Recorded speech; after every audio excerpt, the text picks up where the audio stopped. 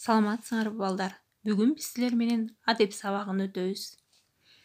Баарыңарга гүл тартуулоо менен маанайыбыз ачык болуп, сабагыбызды баштайбыз.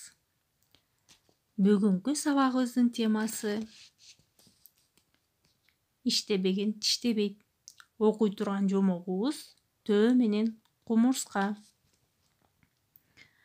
Сабагыбыздын максаты жомокту угуп түшүнгөнүбүздү айтып бере алсак, ой жүгүртүүбүз, сөз байлыгыбыз өссө, эмгекчил болууга тарбиялансак, бүгүнкү сабагыбыздын максатына жетебиз. Төө менен кумурска. Бир кезде төө менен кумурска биринин тилин бири жакшы билишчү экен.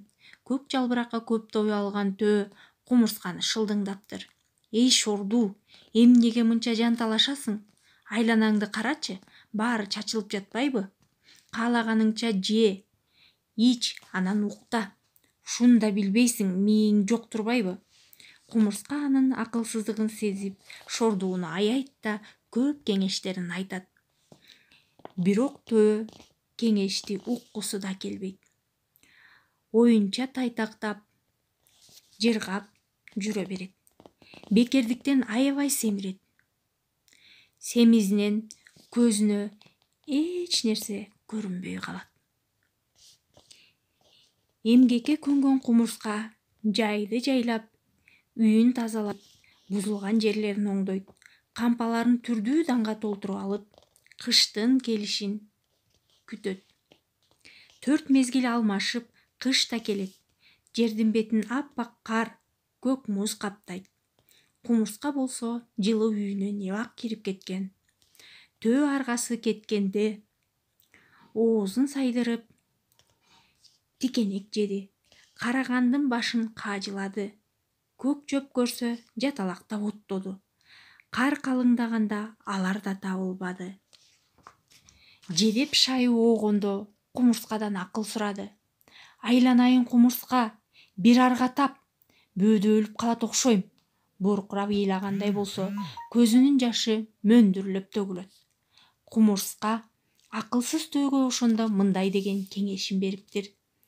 Сен бу кебетең менен өзүңчө жан сактай албайсың. Бирөөнүн акылын угуп, айдаганына көнсөң, жаның калат.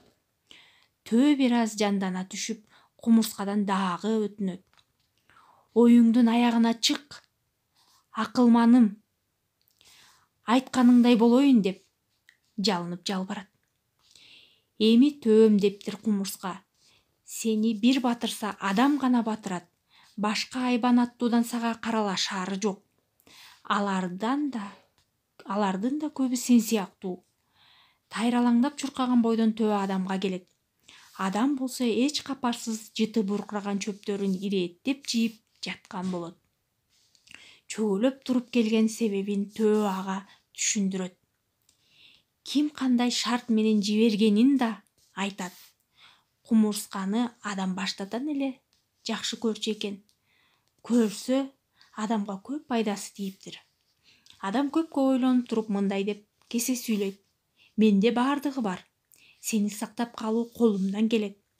Бир гана шарт. Жакшылап иштешиң керек. Уккан кулагына ишенбей төө делдее түшөт.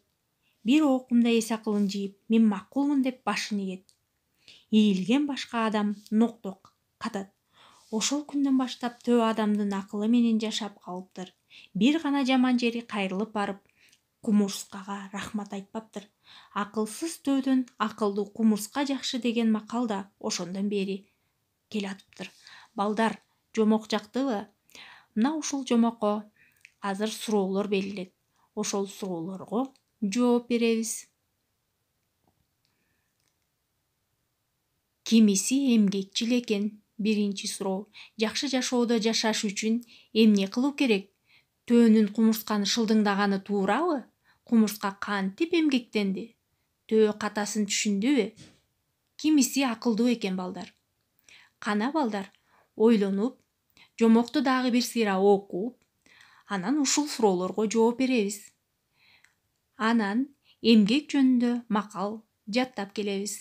Саламатта калгыла.